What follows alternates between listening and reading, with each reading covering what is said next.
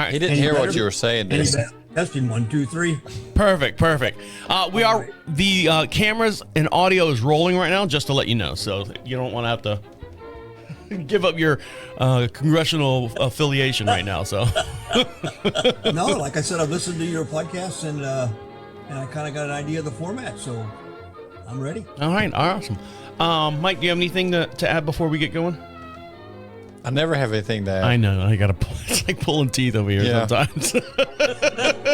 I poke him with a stick. And just to let you know, Mike and I are sitting across the table from each other. So there's me, and there's Mike. So just to give you an idea of what our setup is here. You can't hit him with a kettlebell. I can't hit him. Punch him if I get him lean over far enough. He hadn't started making me wear a shot collar yet, but he's threatening. I'll wait for you to fix it. I'll be here. Stick a horse shim underneath there somewhere. That's exactly what I'm doing. And too much? Yeah, there you go. Yeah, perfect. Look at that. All right. We'll see you in a little bit. All right, now we can talk about him. That's right. He's got a nice head of hair, not like you and me, Mike. No, he does. He's got a good, solid, bold, healthy head of hair there. So I'm jealous of him. And now for something special. The unit is self-contained with its own saddler, farrier, wheelwright, and so on. It's a rigorous training dished out who know all there is to know about horses, and it brings results. We take you behind the scenes now to show just some of the interesting aspects of this training.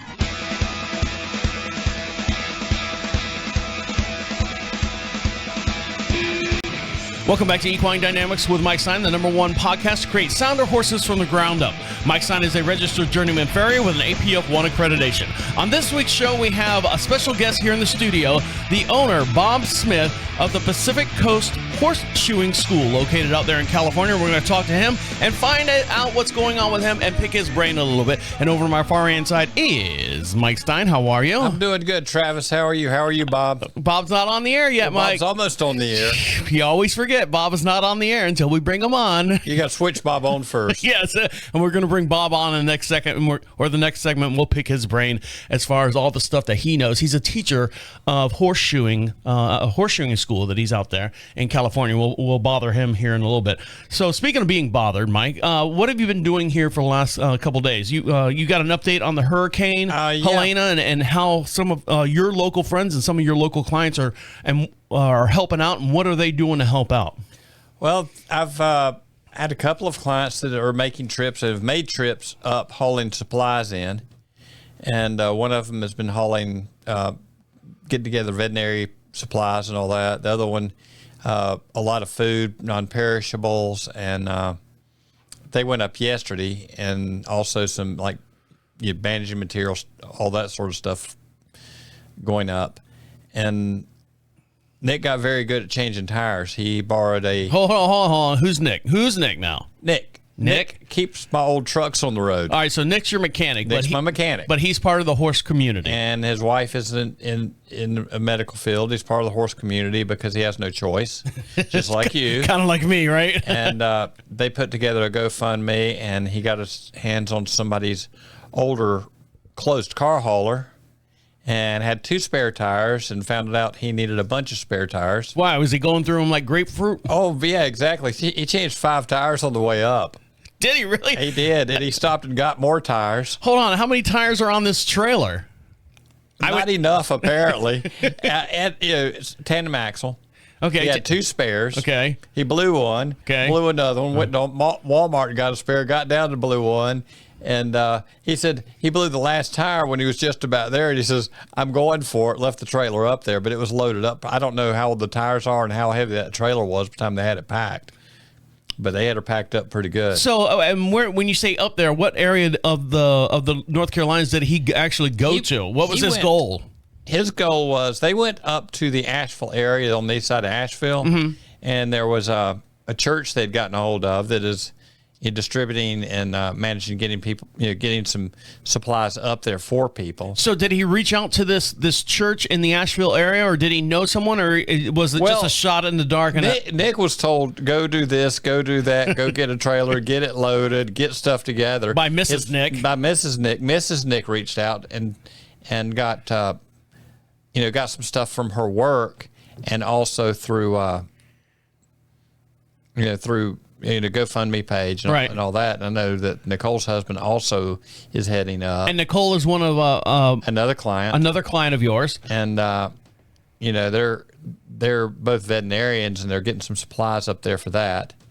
And I know that Novana's been collecting, and a few other outfits have been collecting to get some supplies up there. Now, I know a lot of our listeners out there, we have a proud sponsor of our show, which is the South Carolina Horse Council, and you can reach out to them as well. At the make Julia go up there. And Julia, who's she's the secretary over there, and Julia will be proud and be happy to go up there, I'm sure. Right. So you can reach out to them as well if you have any questions as far as any kind of help that you want to donate over there to the Asheville and anyone over there in the North Carolina, Tennessee area with equestrian help. Now, how long of a ride was it for Mrs. Nick to go up there? By the time they changed tires, I think they were about 6.5 to 7 hours. Jeez. But he said he'd go to work for NASCAR now. Come on in, Charlie. We got him. So, and normally that's from where we're located. Now we're located just outside of Charlotte, North Carolina, a little town we like to call Marshville, and we're about 3.5 hours from Asheville. 3.5 hours east of Asheville, southeast from Asheville. So it took him almost 7 hours. Did he have any problems with the roads or any kind of traveling? I don't think they had a lot of problems with the roads. There were some places up there that that is moving slower than normal for sure. Sure, and when you're pulling a enclosed car trailer at the same time, that's got to inhibit movement and what roads you can get up and down on. So at least they're out there doing good. Now, you said they dropped it off. So are they back now? Yeah, they're back. They're back home. The trailer is up there to be emptied out. Okay, and how long of a time did they spend up there? A day or two, or dropped and run? They headed up and got unhooked. Got the back of the truck was empty out there. They're driving a Dodge 3500 and put the trailer behind it and had the back of the truck full, and then left the trailer there and brought some wheels back to put tires on. Bring a hand pump next time. Right. And some kind of a patching kit. All right, guys, we got a lot to get into, lots to talk about, and our very own special guest here, owner of the Pacific Coast Horseshoeing School. We have Bob Smith going to join us here next segment or two. So stick around. You're listening to Equine Dynamics with Mike Stine. He'll be right back. Greetings. This is Julia Fisher, Secretary of the South Carolina Horse Council, reaching out to urge you to join your South Carolina State Horse Council. The South Carolina Horse Council is the only statewide, all-volunteer, 501c3 organization that works for the benefit of the equine industry in South Carolina. Our mission is to connect, communicate, and educate. The South Carolina Horse Council represents all breeds, riding styles, and activity preferences. The council works to serve the horse community in a myriad of ways. For example, we help to educate our members, our elected officials, and the general public about the benefits of equestrian activities. South Carolina Horse Council holds clinics throughout the state on topics such as horsemanship, pasture management, equine nutrition, lameness, trailer safety, and barn management. Are you a member yet? Visit schhorsecouncil.com.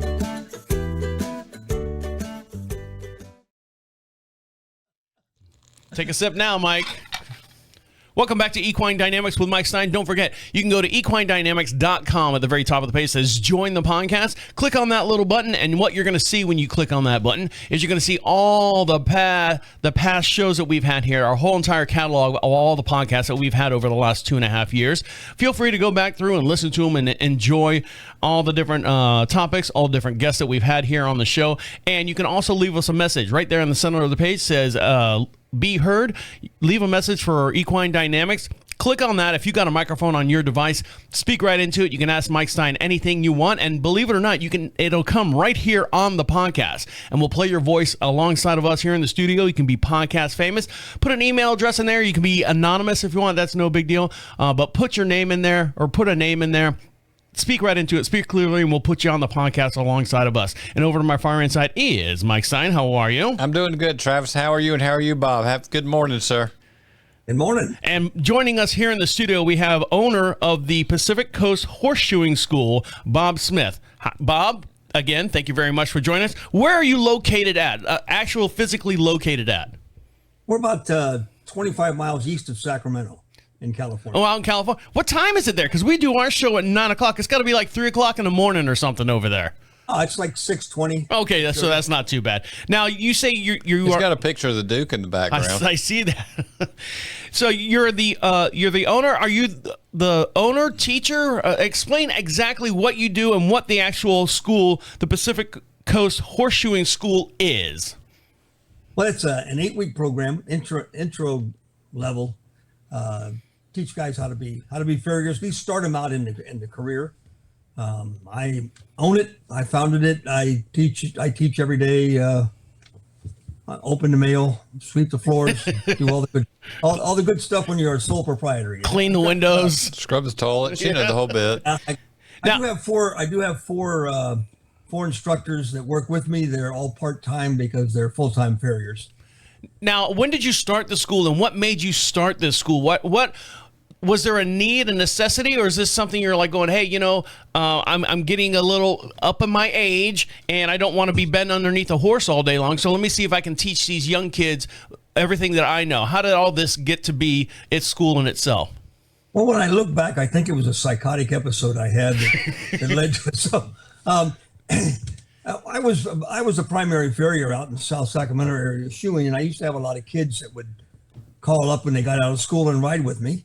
And I found that they really didn't have a good found knowledge of what it was going to be a sole proprietor, to run a practice in a business, not just nailing shoes on feet. And then you're right. I started thinking, how long am I going to be able to keep up this shoeing?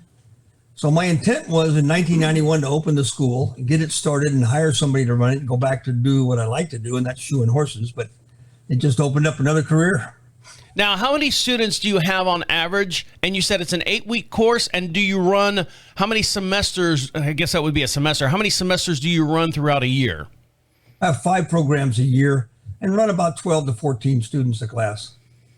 Now, I assume this is a hands-on class where you actually physically have horses available, or is this kind of where you have, like when you go to cosmetology school and you got those dummy wigs, on mannequins and stuff? That's how he gets his hair done. So, I mean, do you actually physically have horses there on property? And have you decided to, or have you thought about joining like a university or being like an extension annex program to a university around there? No, I like being self-employed, running my own show. So I don't. In California, the colleges don't have much to do with private enterprise and private education, but we have horses all over the area. So I've got 2 15-passenger vans and 2 trailers. So we're out every day shoeing horses at different facilities. Now, the ages of your students that come in there, do they start at 18 years old? What's the youngest student you ever had, and what's the oldest student that you've ever had? And what's their reasoning behind getting into it? Well, I had a 14-year-old kid from Montana, and he was going to be just working on the ranch horses. They had a working cattle ranch. Now, was it his choice? Was it his choice to be in there? Or did Dad go, all right, kid, all right, waterhead, you're not going to end up being much, so let's set you over to Bob Smith. So, boy's got a strong back and a weak mind. He can shoe horses. Yeah. And then my oldest was really cool. That was a guy that was 67 years old. And when he applied, I told him, man, you're way past the prime age for shoeing. And he told me that he'd worked for the Department of Fish and Game and was in good health. And he just retired 2 years ago. And if he didn't get out of his wife's house, he'd be single. So he didn't care if it took him all day to shoe a horse. So that's still. Now, when someone goes to your school, is it a accredited school? Like, for example, Mike works with the IAPF. He works with that. Is it an accredited school that's recognized throughout? And I'm going to assume it's recognized throughout the whole United States. Like, you can put this badge of honor on the side of your mobile unit or something like that. Or is it just a certificate that you get to just further your education? Well, the accreditation is a term used by the U.S. Department of Education, and they don't offer accreditation for schools my size. You've got to be over 15,000 in tuition and over 6 months in length before you can be accredited by them. But yeah, I am a member, and I'm the only approved IAPF school in the world right now, although we're trying to get a few more on board. Mike, have you been out to Bob Smith's I school? have never been to Bob's school yet. I need to make a trip to California. Yeah, you really ought to, Mike. So- Come out here and throw rocks at students. There you go. So, Bob, we're going to have, I'll be one of your students. I'll probably be one of Can the I come throw rocks at Travis? Perfect. I'll be one of your students. I'll be one of the dumbest students you ever had because I'll be like, which end's the horse? You know, that type deal. And then you'll have Mike, who's a veteran out there, to kind of help the other students and stuff. And maybe Mike, you could join up with Bob and be a teacher over there. Maybe. All right, when we come back, we're going to dive into farrier education and where it's going in the future. So stick around. You're listening to Equine Dynamics with Mike Stine. He'll be right back.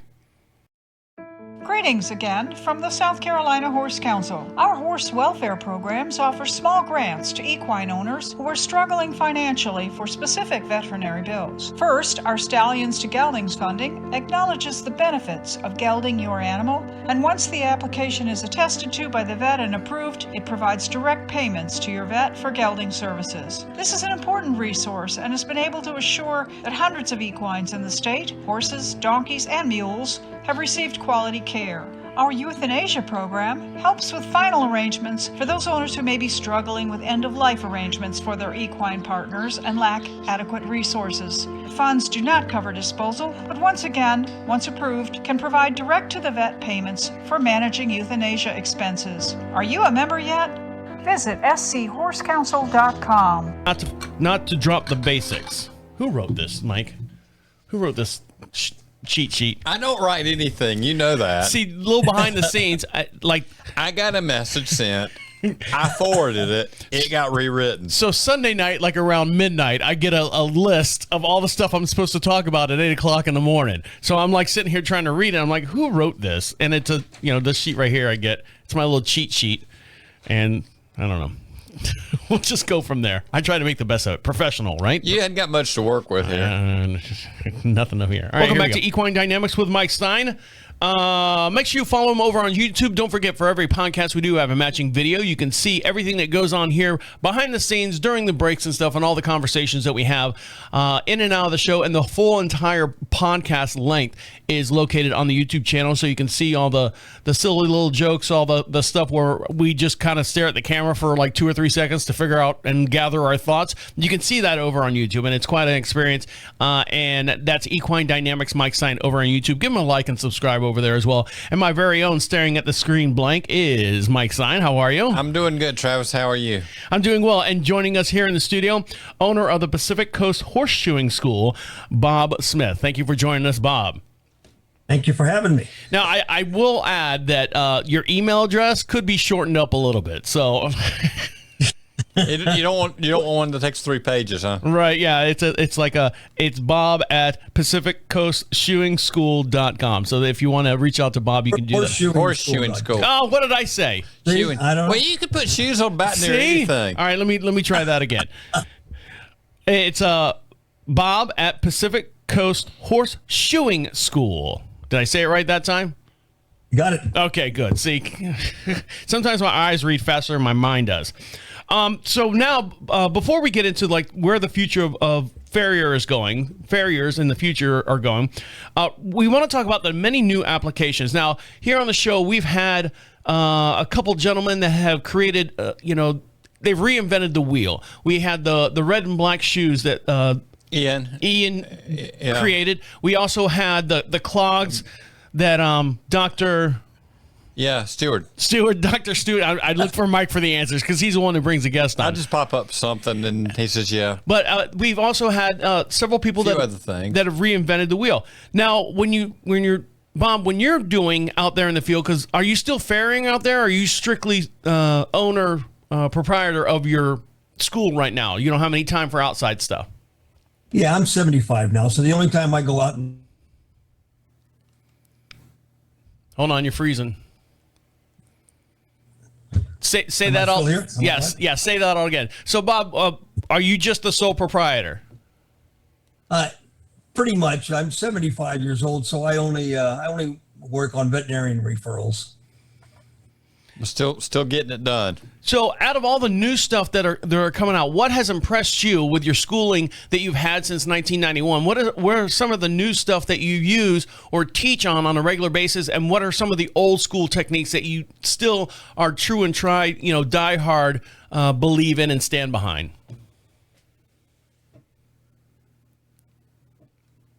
All the things that come through Facebook and all the social media that students see before they come here, they think that's the up and coming. And all that stuff has applications, but to learn how to shoe, the basics have got to be there. If Right. you can't level the foot, it doesn't matter what you put on it if you can't trim it correctly. And so the hype is that all these things are going to fix horses that have these kinds of issues. But unless you can properly trim and clean up that foot with the biomechanics of that foot, it doesn't matter what you put on it. And so my focus has been, let's not lose the basics here just because we have all these whiz-bang gizmo. My students coming out of an 8-week program are not prepared to put clogs on a foundered horse. They're just not. They're not at that level yet. So I've got to tone down it. We do have a day where we do modern materials where they learn how to put on synthetics and patch feet, that type of thing. But it's more advanced work. You've got to be pretty handy with a horse before you start applying all those types.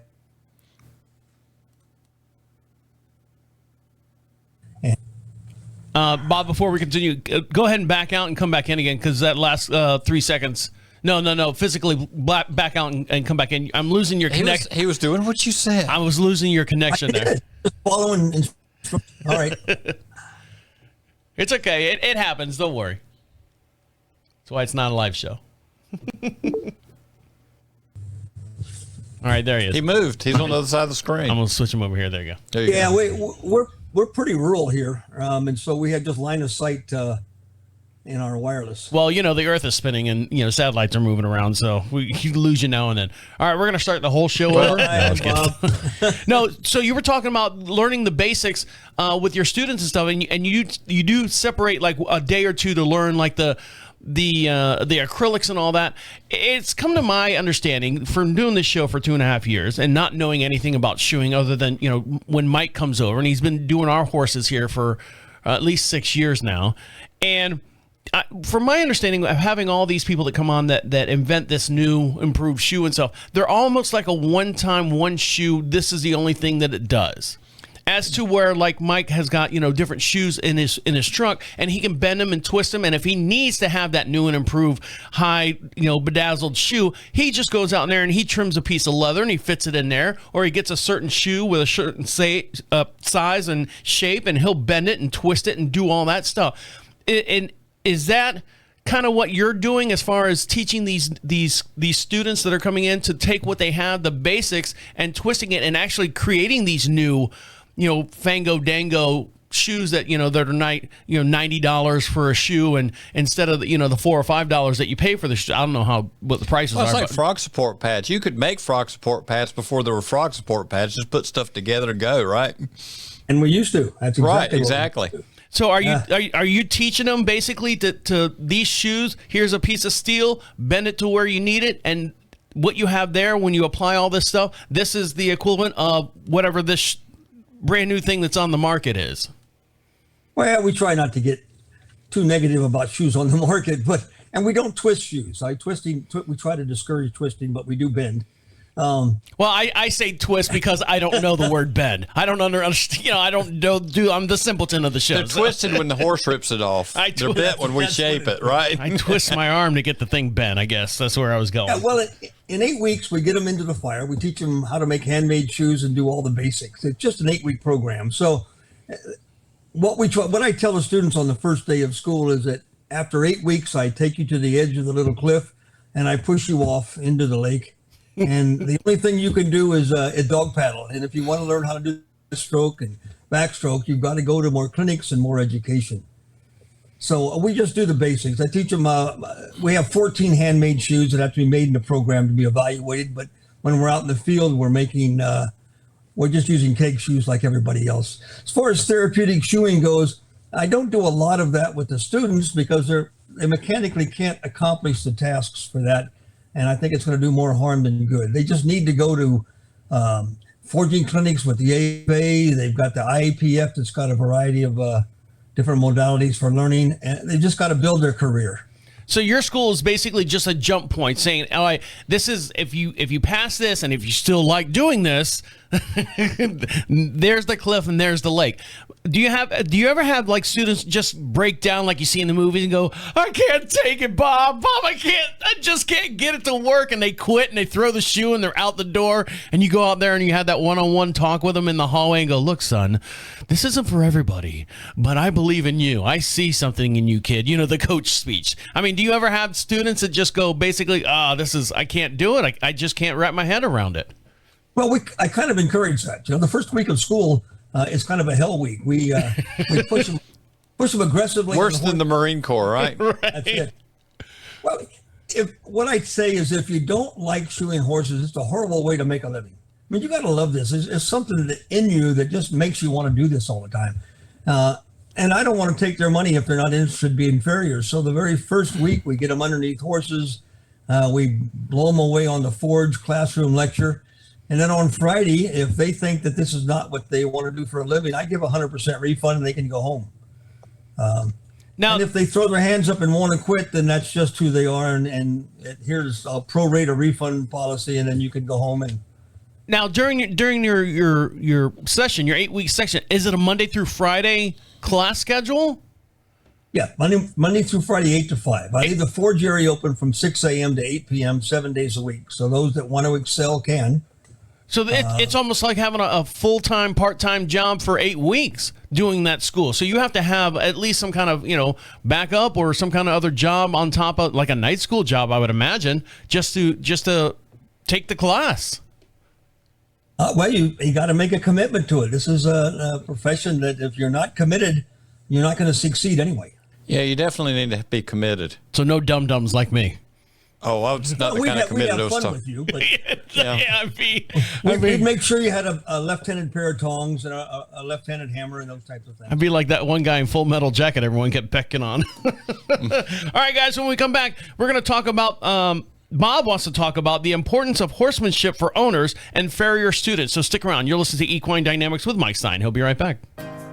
Here at the South Carolina Horse Council, our membership dues are affordably priced for individuals, families, farms, and businesses. Lifetime membership options mean you'll never have to worry about missing that annual renewal deadline to remain in good standing. Membership in the South Carolina Horse Council offers a number of important benefits. The council offers $1 million worth of personal excess liability insurance at an affordable group rate to all of our members, whether you're a resident of the state of South Carolina or not. We have compiled a trails booklet with all public trails listed and mapped within the state, available to new members for free or upon request for the cost of the postage.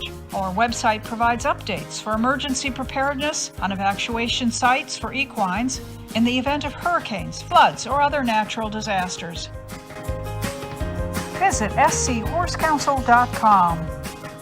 What, you got a question? No? No, I just had a comment. I got a phone call yesterday from one of my clients. Someone had brought a horse to the barn, and someone had been casting some of the synthetic shoes to the feet. And, of course, they kept coming off. And horse humor. I don't know who had been doing it, didn't ask, don't want to know. That's not what's going to be done when I do the horse. Right. Welcome back to Equine Dynamics with Mike Stine. Don't forget, go over to equinedynamics.com. At the top of the page says, what's it say? Oh, it says join the podcast. It's a brand new addition that we've added to the podcast or to Mike Stine's website. And what that allows you to do, it allows you to go back through the 2.5 years podcast where we had I don't even know how to find the website. It's equinedynamics.com, Mike. And at the top of the page, you'll see a new tab that says join the podcast, and you can see and hear all the different podcasts that we've had over the last 2 years or so. You can hear and listen to all the different guests that we have, and also all the videos, all the YouTube videos. When we update them, they will be there as well. But we also want you to go over and get the full experience over on YouTube. That's YouTube, search equinedynamics.com. And over to my far hand side, my very own experience is Mike Stine. How are you? I'm doing good, Travis. How are you, and how are you, Bob? I'm doing great, thank you. And joining us here in the studio this week is owner of the Pacific Coast Horseshoeing School. I got it right that time. Bob Smith. Thank you for joining us, Bob. You're welcome. Thanks for having me. So we were talking about you've got all these brand new students. Now these students, when they come in, I'm assuming they've been around horses. They're familiar with horses, whether they've grown up on daddy's farm, or they're some kind of trainer or owner or something like that. I'm assuming. What were you going to say, Mike? I said that would be a good start. Yeah. I want to shoe horses. Show me a horse. Oh, it happens, doesn't it? So when It does. when we talk about horsemanship between owners and farrier students, what do you teach the students actually as far as horsemanship? Well, when I started shoeing horses in 1974, they were a lot of livestock, and people had horse sense that owned them. Today, we're getting less and less horse people. We get people that I got a phone call just yesterday from a lady who's wanted to bring her 17-year-old daughter to my school because she just loves horses and she draws them all the time, and she always wished she owned one and that type of thing. So the horsemanship skills are really dropping over the last 10 to 15 years. It's been pretty significant. It's more of a hobby. It's more of a hobby though than a work related or a livelihood related experience now. Yeah, pretty much. Well, it's recreational now. So, I mean, horses in some areas are almost becoming pets like big dogs. Oh, very much so, yeah. Travis has big dogs. Yes, I've got 2 big dogs that sit in the pasture there, and then we've got 1 horse in training. So, and even those that know a little bit about riding horses or have their own horse to ride, it's an entirely different experience when you're hanging onto the bottom of a horse as opposed to sitting on top of them. And the horsemanship skills have got to be there. You've got to be able to feel a horse and understand a horse for safety purposes. Yeah, it keeps you out of the emergency room sometimes. Sometimes it doesn't, but yes, that's the idea. And so the things that Mike and I would do instinctively underneath a horse, students don't have that. They just never experienced anything like this. So I'm spending more time with horsemanship. One of the gals I've got working for me, Amanda Smith, no relation, has a degree in equine behavior, and she starts out the first couple of days aggressively going over how horses think, what they think, why they think, what they do, and how they react. And it's showing some improvement, but boy, some of these kids are just not even aware of life, I think, much less a horse. I think that right there, when you say how they react and how they work and all that stuff, my ears perked up immediately when you said that, the psychology of a horse, because that's something I lack. I can pull a horse this way. I can tell a horse, I can pat it on the butt and get it to move this way. I mentally do not understand how a horse operates. Now, my wife, she's been doing it since she was, a child with her mom, and then taking over pardon the pun, the reins, and now has become a rider and now riding in competitions. She understands that. But when you talk about when people have like pets and stuff like that, I don't understand, if you've got a horse as a pet. I think that would be an awesome class for anyone to take, and this is part of your schooling as well, correct? You said that was like the first day or 2 in school in your classes? Yeah, we hammer it regularly. I mean, we go out in the field and I'll use my phone and take pictures of students in their body position underneath the horse and why that horse wasn't correct. But that lecture that Amanda gives is pretty good. You guys might even want to have her on a podcast. I think that'd be a fine idea. I would love to have her on. Contact me, please. Yeah, Mike, have you seen her manual with the IAPF? I know about the manual. I have not had a hold of it. Yeah, it talks about why horses do what they do. Mm-hmm. And so as far as the horsemanship, and you say you're pounding this into their heads at all time. Are the kids getting it? And I say the kids, your students getting it? Are they understanding it? Is a light bulb going off? Yeah, you can kind of see that toward the end of the program. We have horses that we have on 4-week schedules over here because we start out with them leaving the foot a little heavy to begin with. And horses that were problems on week 1 and week 2, by week 6, they're not near the problem. And so the students have a little epiphany there that perhaps it was them and not the horse. So we try to get that done as much as possible. But in order to learn, you got to be teachable. And some people are just not teachable. Mike. I know. Well, no, I mean, the reason why I say Mike is Mike's had several instances, and this is not the first time we brought it up. A lot of horse owners and trainers and people who have horses don't understand that, when a farrier comes over, okay, there's my horse. There's Tintin over there. You can go over there and put shoes on him, and they expect Mike to go over there, pull the horse out, tie it up, and make sure that the horse is standing right. I don't pull the horse out. So someone needs to be responsible for the horse besides me.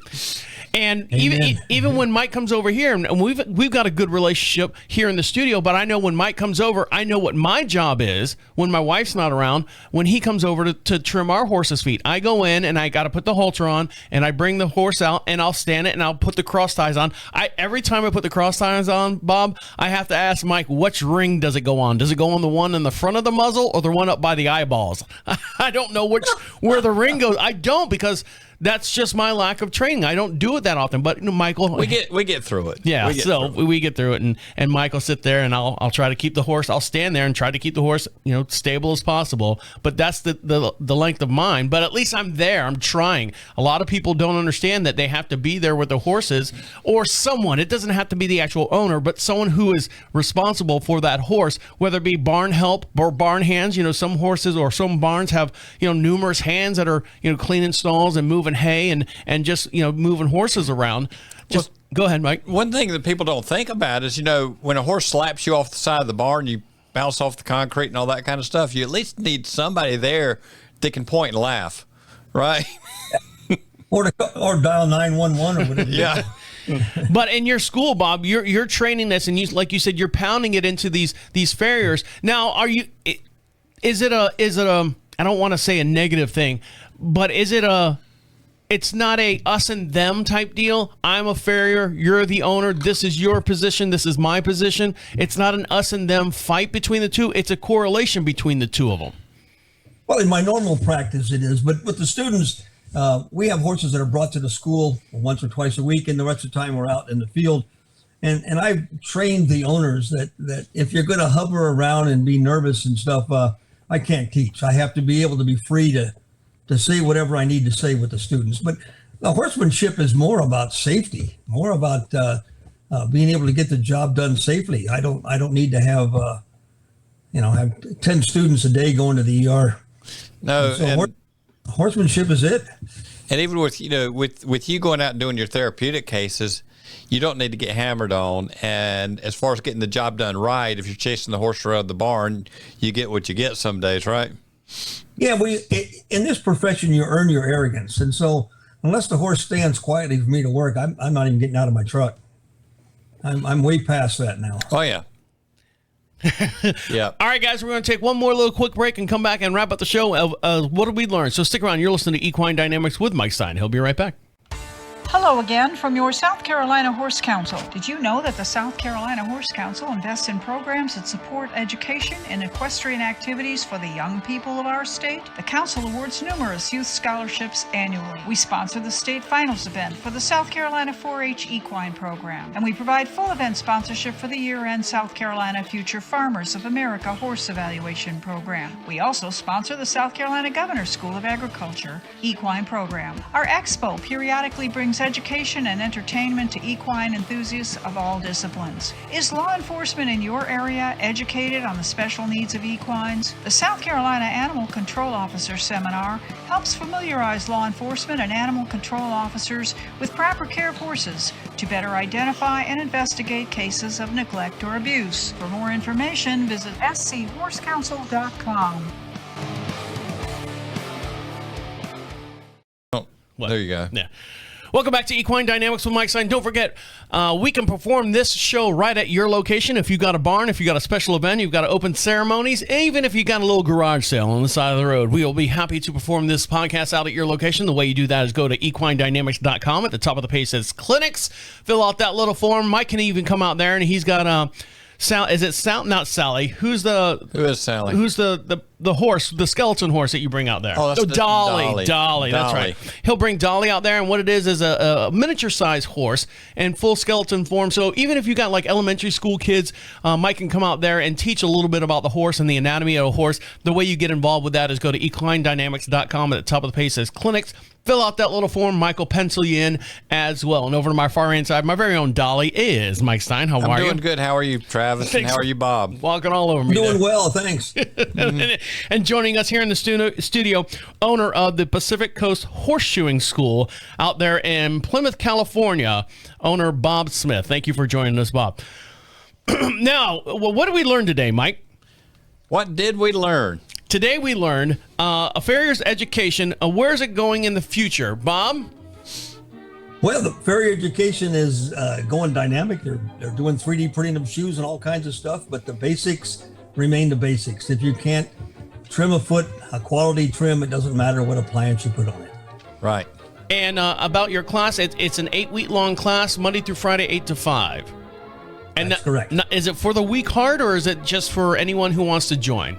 Well, anybody's got money can come, but I don't know how long they'll last. It's for people who want to seriously want to enter the farrier profession. And the applications of new hoof care shoes, but caution not to drop the basics. And when we talk about the basics, what are we referring to, Bob? I'm just talking about the overall biomechanically trimming that foot so that it performs to its maximum. And so it's what we just call the basics in horseshoeing. And as far as like the new stuff, the Fango Dango stuff out there, how do you feel about what's coming out now and what are you seeing on the market? Well, I think all that stuff, it has its applications, but as far as my school goes, we just teach the basics, and you've got all kinds of places you can go, YouTube and everything, to learn about the new fangle shoes. But if you can't trim the foot properly, it doesn't matter. Yeah, I know. With some of these new things, one of my concerns is the loss of skills and ability and thinking, because, some of these pads and, everything, you found a way to do it. We put together pads, we built pads, we did this, we modified shoes, we cut out plywood or whatever, but we got horses going. And I remember when I was in New Zealand, some of those guys didn't have much money. The guy was excited because he found a pile of rebar and he could flatten it out and shoe horses for a long time. How many of us could do that? Bob could. But most of us know we'd be completely lost, wouldn't we? I'd be lost. Yeah. I collect old books, horseshoeing books. I got over 200 in my collection. The earliest one's about 1634. Wow. And all this stuff that's coming out, other than the synthetic materials, the concepts have all been done over and over and over again. Nobody's inventing a new shoe. That stuff's been in the literature for 200 years. Right. They're just making it out of a different form and different materials. Well, what I find is that every generation of farriers really thinks that history begins on the day of their birth.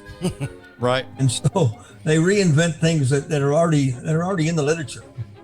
And also we discussed the importance of horsemanship with owners and also farrier students. And what are you teaching at your school as far as horsemanship between your students? If you can't control the horse, you can't make a living shoeing horses. And to control a horse, you've got to be able to feel the horse, understand how the horse thinks and why he behaves the way he does, in order to keep you and the horse safe. And so we really focus on that horsemanship aspect. That's like you're talking about the stuff like Bernie Chapman. I think, how did he put it? He did not invent the heart bar shoe. He invented the reuse of the heart bar shoe. That's exact. Yeah. I did a nice clinic with Bernie. I had the honor of being a co-clinician with him, and it was that guy was phenomenal. Oh yeah, no kidding. I did get one chance to sit down and have a long lunch with the man, and it was quite an honor as a young guy. Yeah. And where can our listeners find you, Bob, if they want to get a hold of you, if they want to join your school, or if they just have any questions in general? Well, we've got a great website, PacificCoastHorseshoeingSchool.com. Put Bob on the front of that. That's my email. You can contact me. The school phone is area code 209-245-3920. We're on Facebook. That's about it for my social media skills. I do have a media person, so I think we have an Instagram or something, but that'd be up to them. So, and you don't have to answer this, Bob, but I'm just going to ask. So if I was interested in joining your school and flying out to California on your dime, of course, you're going to fly me out there, as media support. How much is your school? And basically, is it one flat rate for the school? And how much does that normally cost a student? And if it's a lot of money, is there grants or anything that some students can qualify for if they can't afford it? Well, tuition cost is $7,000, and then we have dormitory housing right here on the facility. That's an extra $750.